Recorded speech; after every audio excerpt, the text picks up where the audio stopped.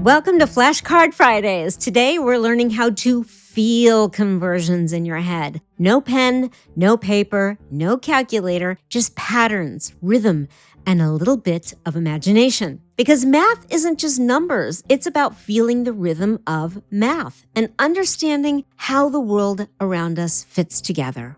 But first, a quick word from my advertisers. So imagine you're getting ready to go for a walk. Maybe the dog implemented the walk and you should listen to the dog because dog is always right. Okay, so you check your weather app and it says it's 20 degrees Celsius.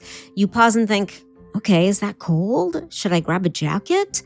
You could ask Google or Siri, but wouldn't it be nice if you didn't have to? What if you could just forget equations and the conversions?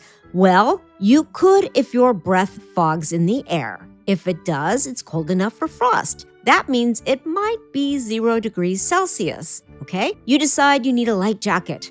That would mean it's about 10 degrees Celsius. What if it's a comfortable spring day? Well, that would be about 20 degrees Celsius.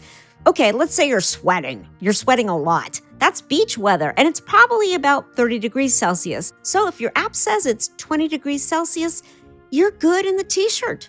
No math, just memory. Think of Celsius as a scale of tens. 0 is freezing, 10 is brisk, 20 is mild, 30 is hot. It's like a musical scale for temperature. Now, if you need to do the conversions in your head, here's a quick trick. Multiply the degrees in Celsius by 2 and then add 32. Easy peasy. Now, length and distances. Imagine you're on the highway in Canada and a sign says, next town, 100 kilometers. You ask yourself, is that like an hour away? So here's a brain trick. Picture 1 kilometer as a bit more than a half a mile. So 2 kilometers is like 1 mile. That means 100 kilometers is about 60 miles. You don't need precision. You just need to know that kilometers go faster than miles. And 100 kilometers is a typical hour-long highway drive. Boom. Mental math without the math. So let's talk food. You pick up a European chocolate bar. It says 100 grams. No pounds, no ounces, just grams. So here's the mental hook. A small apple is about 100 grams. A large coffee mug of water, that's about 300 grams. And a whole bag of sugar or flour, that's about 500 grams. Now, if that chocolate bar is 200 grams, imagine 2 apples. That's a lot of chocolate. And that's enough chocolate to make some nice friends. Okay, so let's say you're in America, a country that doesn't completely use the metric system. It's an easy conversion. So you take the number, divide it by 4, and that's an estimate of how much it weighs. For example, 100 grams is a little less than a quarter of a pound, like a McDonald's quarter pounder. 300 grams divided by 4 is just a little over a half a pound. So that would be like holding 2 quarter pounders from McDonald's. And 500 grams, well, that's about as much as a pound of sugar, which is a common weight of measure for the sugar that we buy in our grocery stores when we send our spouse out to buy a pound of sugar or flour. Weight is all about familiar objects. So now you can associate weight with things you already know. Apples, bags, bottles, the liquid tray. So now let's pour a drink. You see a bottle labeled 1 liter, but how much is that really? So picture this. A liter is just a big bottle of water, the standard bottle in most of the world. Half a liter, a soda can and a half. A milliliter, that's a single raindrop, maybe 2. When someone says 500 milliliters, which is half a liter, your brain can go, okay, half a water bottle. Let's talk about weight now. Think of grams and kilograms like this. 1 gram is the weight of a feather. 100 grams is a chocolate bar, as I noted before, or a burger. 1 kilogram is about the weight of a pineapple. So the next time someone says their cat weighs 4 kilograms, imagine 4 pineapples. That's a sturdy cat. And if you are in America, here's a trick I often use, and I love this one. When it comes to ounces and pounds, the notation of an ounce is OZ, Oz, and the notation of a pound is LB. When I was a kid, I loved to read the comic strip Charlie Brown. And in one strip, Lucy is talking about ounces and pounds. but she refers to them as auses and libs. And she mentioned that there are 16 auses in a lib.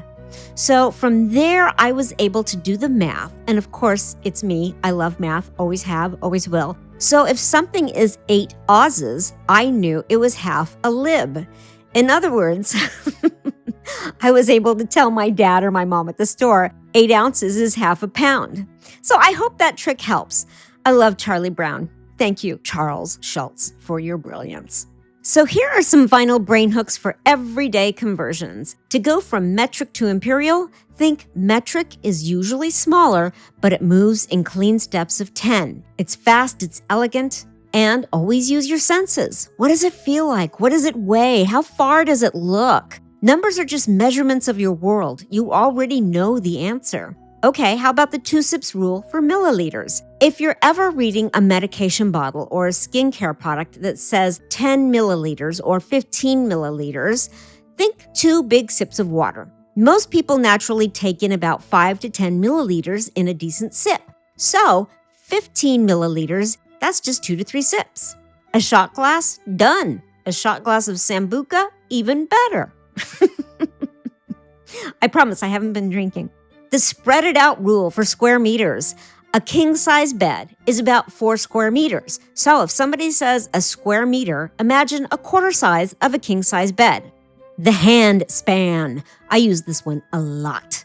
The average hand span is usually around 20 to 25 centimeters. When converted to inches, it is 8 to 10 inches. So if you're at IKEA and you're measuring furniture and you don't have a ruler, use your hand as a built-in measuring tool. I do it all the time when I'm out with my husband measuring things. And honestly, it embarrasses him, so I do it all the time. All the more reason to keep doing it, right?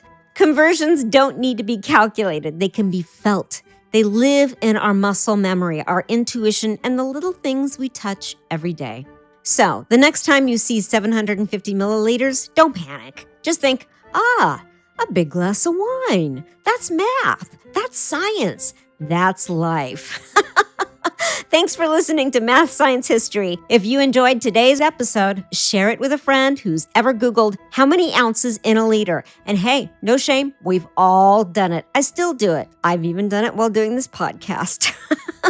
So until next time, stay curious, stay clever, and trust your brain and your intuition because math resides within us. It is through us. It is within us. It is around us. And you've got the conversions already built in. Until next time, carpe diem.